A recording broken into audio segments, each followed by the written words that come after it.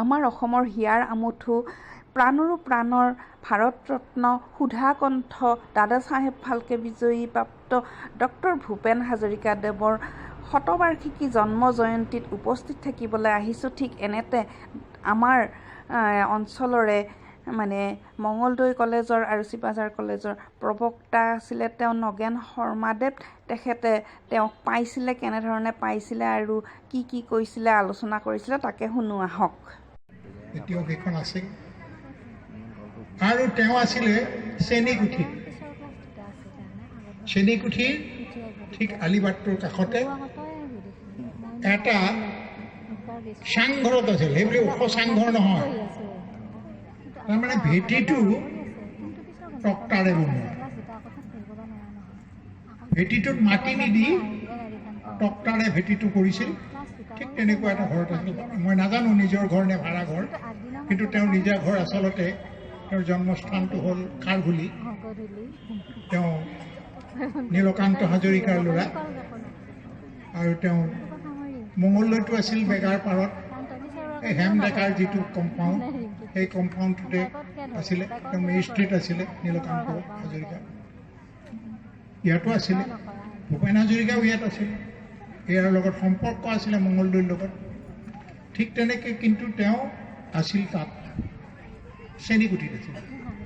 তেতিয়া তেওঁ মাত্ৰ তেওঁ আৰু তেওঁৰ পৰিবাৰ, আনৰ কথা মই নাজানো আছিল। আমি কেইজনমান ল'ৰাই বোলে নাটক কৰিব লাগে। মই এখন নাটক লিখা আৰম্ভ কৰিছিলোঁ। আপোনালোকে বহুতে নাজানিব, মই বিশেষকৈ সমগ্ৰ অসমতে এখন নাটক খুব সৰবৰাহী হৈছিলে, উল্কাৰ জুই, এই ফুল এই ৰং, হেৰুৱা দিগন্ত, নবৌ, এনেকুৱা ধৰণৰ নাটকবিলাক। প্ৰথমতে মই নাটকে লিখিছিলোঁ আৰু সেই নাটকৰ জৰিয়তে মই বহু লোকৰ সান্নিধ্যলৈ আহিছিলোঁ গুৱাহাটীত।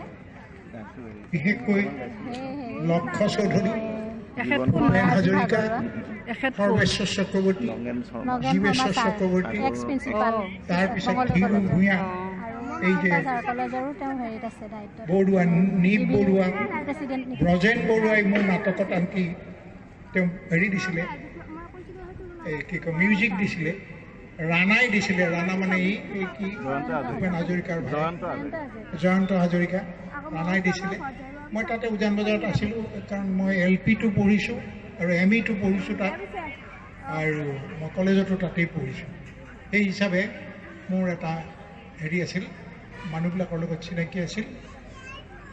আৰু মই বিশেষকৈ কলেজত পঢ়া সময়ত নাটক কৰা আৰম্ভ কৰিছিলোঁ। আৰু নাটকৰ বিষয়ে জানিবৰ বাবে ওচৰতে পাইছিলোঁ ভূপেন হাজৰিকা। মই শিলপুখুৰীত থাকোঁ, তেওঁ থাকে চেনীকুঠিত থাকে। চেনীকুঠিৰো বেছি দূৰত নহয়, ওচৰতে থাকে এটা চাংঘৰত। তাৰপিছত গ'লোঁ, অতি সুন্দৰভাৱে মানুহটোৱে মোক নাটকৰ বিষয়ে ক'লে আৰু নাটকৰ ডিৰেকশ্যনবিলাক কেনেকৈ ক'ত কি হ'ব, এটা ত্ৰিভুজ আঁকি পেলাই মোক বুজাইছিলে। ত্ৰিভুজৰ ভিতৰত এক্টিং কৰিব পৰা মানে এটা ত্ৰিভুজটোৰ ভিতৰত এক্টিং কৰিলে কেনেকৈ অডিয়েঞ্চখিনি পায় নাপায়, কোনটো এংগেলৰ পৰা ক'লৈ চালে, কিমানত চালে কি হ'ব, এইবিলাক শিকাইছিলে।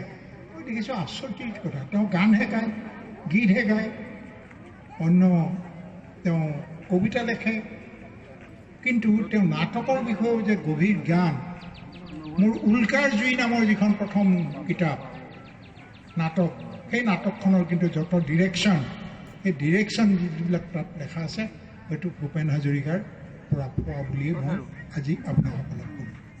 তেওঁৰ পৰা যিখিনি শিকিছিলোঁ তাকে মই লিখি থৈছোঁ তাত।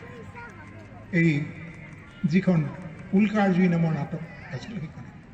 সেয়ে মই ভূপেন হাজৰিকাক নিবিড়ভাৱে ওচৰৰ পৰা পাইছিলোঁ। কিন্তু খুব বেছি দিন নহয়, বোধহয় মই এসপ্তাহৰ অলপ বেছি, মাজে মাজে যাওঁ, 15 দিনৰ ভিতৰতে মই যাওঁ। মানে ৰিহাৰ্চেল হৈ আছে, গৈ আছোঁ, ৰিহাৰ্চেল হৈ আছে, গৈ আছোঁ, আৰু মই গোটেই নাটকখন তেওঁৰ পৰা ডিৰেকশ্যনখিনি গোটেইখিনি শিকি আহিছিলোঁ। আৰু তেতিয়া কিন্তু তেওঁ এটা কথা, খুব বেছি কোনো বিলাসী বস্তু নাই, ঘৰত একোৱে নাই। এটা সৰু কোঠাত মোক বহুৱাই লৈ বাহিৰৰ কোঠা এটা বহুৱাই লৈ গোটেইখিনি বুজাইছিল। ভিতৰৰ ফালে এটা ৰুম আৰু দুটা ৰুম আছিলে, বেছি নাই। তেওঁ এজন ডক্টৰেট, আমেৰিকাৰ ডক্টৰেট, আমেৰিকান ইউনিভাৰ্চিটিত পাই অহা ডক্টৰেট। তেওঁ গুৱাহাটী ইউনিভাৰ্চিটিত কামো কৰিছিলে, তেওঁ গুৱাহাটী ইউনিভাৰ্চিটিৰ প্ৰফেচাৰ আছিলে। কিন্তু গুৱাহাটী ইউনিভাৰ্চিটিলৈ আহোঁতে কিবা কাৰণত 2 দিন নে কি পলম হ'ল। এটাকে হেৰিয়ে অথৰিটিয়ে, গুৱাহাটী ইউনিভাৰ্চিটিৰ অথৰিটিয়ে তেওঁক কিবা কিবি অলপমান পানিছমেণ্ট দিব খুজিলে। তেওঁ ৰিজাইন দি গুচি আহিল। আৰু তেতিয়াৰ পৰা তেওঁ গুৱাহাটী ইউনিভাৰ্চিটিৰ পৰা অহাৰ পিছৰ পৰা আৰু কোনো কাম বিশেষকৈ তেনেকুৱা চাকৰি কৰা নাই। তেওঁ কেৱল গীত, নাট, চিনেমা এইবিলাক কৰি গোটেই জীৱনটো কটালে। আৰু অসমীয়া জাতিৰ প্ৰতি তেওঁ যিটো দি থৈ গ'ল, আমি কিন্তু সিমানখিনি দিব পৰা নাই। তেওঁ যিমান দিছে, আজি চীনা আক্ৰমণৰ সময়তো তেওঁ নিজে গীত লিখাৰ উপৰি মানুহক উদ্বুদ্ধ কৰিছিল। বিভিন্ন সময়ত মানুহক নিৰ্ভয় থাকিবলৈ অন্ততঃ সাহস গতাই দিছিল। তেনেকুৱা ধৰণৰ কামবোৰ তেওঁ কৰিছিলে। তাৰপিছত মই লগ পাইছিলোঁ কলিকতা আছাম হাউচত মই কিছুদিন থাকিব লগা হৈছিলে কিবা কিবি কাৰণত। সেই আছাম হাউচত থাকোঁতে তেখেতক পাইছিলোঁ। তেওঁ চিনেমাৰ কামত অত্যন্ত ব্যস্ত। অকল অসমীয়া চিনেমা নহয়, তেওঁ বঙলা চিনেমাতো তেওঁ মিউজিক দিছিলে। বঙলা চিনেমা, বহুত বঙলা চিনেমাত তেওঁ মিউজিক দিছিলে। আৰু মই জনাত আনকি সেই সময়ত পাকিস্তানৰ, বাংলাদেশৰ পৰাও তেওঁৰ তালৈ মানুহ আহিছিল আৰু এই গীত, বিশেষকৈ গীতৰ বিভিন্ন সুৰ বা তেনেকুৱা ধৰণৰ শিকি গৈছিল। এটাকে তেওঁ দেশৰ যি সীমা, সেই সীমা চেৰাই বিশেষকৈ ভাৰতবৰ্ষ আৰু বৰ্তমানৰ বাংলাদেশ, আগৰ পাকিস্তানৰ পূব পাকিস্তান, এই গোটেই অঞ্চলটোত তেওঁৰ প্ৰভাৱ আছে। আৰু বংগবাসীয়ে তেওঁক অতি শ্ৰদ্ধা কৰে, অতি তেওঁক উচ্চ স্তৰৰ বুলি ভাবে। সেইখিনি কথাই মই তেওঁ জানো। কিন্তু পিছত তেওঁ কি হ'ল, MLA হ'ল। MLA হোৱা সময়ত তেওঁ কিন্তু অলপ অসুস্থ হ'ল। অসুস্থ হোৱাত দেখা গ'ল যে তেওঁৰ ইমান ডাঙৰ মানুহ, অসমৰ ভিতৰত প্ৰখ্যাত মানুহ, 1 নম্বৰ মানুহ বুলি ক'লেও মানে অধিক কোৱা নহ'ব সেই সময়ত। কিন্তু তেখেতৰ চিকিৎসা কৰিবৰ কাৰণে পইচা নাই। আপোনালোকে গম পায় বহুতে, তেওঁৰ যে চিকিৎসা কৰিবৰ কাৰণে পইচা নাই। সেই অসুখীয়া গাৰে তেওঁ গান গাই পইচা আৰ্জিছে। তেওঁৰ গীতৰ জৰিয়তে পইচা আৰ্জিব লগা হৈছিলে অসুখৰ মাজত। এইটো বৰ দুখজনক কথা। পিছত অৱশ্যে বিভিন্নজনে সহায় কৰিলে আৰু এছেম্বলিত তেতিয়া যি পাইছিলে 800 টকা, 8 নে কিমান টকা পাইছিল, বেছি টকা নহয় সেইখিনি। আৰু বিশেষ টকা পইচা নাছিল। এজন বহেমিয়ান বুলি ক'ব লাগিব, বহেমিয়ান হৈ আহিছে, বহেমিয়ান হৈ গৈছে। অৱশ্যে নীলকান্ত হাজৰিকা আছিলে কি মেজিষ্ট্ৰেট আছিল।